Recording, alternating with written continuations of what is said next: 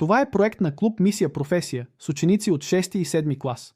Видеото е създадено с изкуствен интелект. В какво съм добър? Какво правя с радост? Ще се търси ли тази професия в бъдеще? Как да избера професия? Задаваш ли си тези въпроси? Професията строител на стадион е много повече от тежка физическа работа.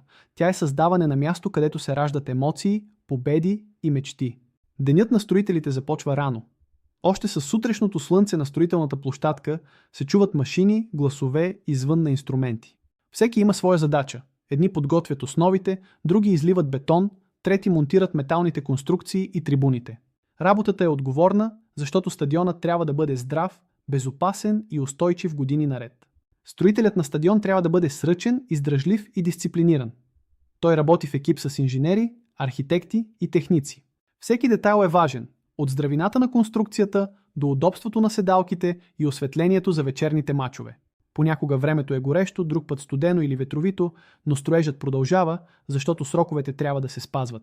Най-вълнуващият момент е, когато строежът приключи и стадионът оживее.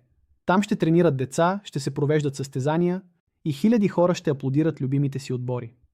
Строителят може да застане сред публиката и да каже с гордост: аз помогнах това място да съществува.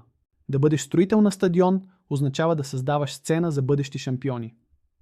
Това е професия, в която трудът остава видим дълги години. Бетонът и стоманата се превръщат в мечти, а усилията в незабравими моменти. Когато мачът стане напрегнат, публиката трепери, но стадионът никога.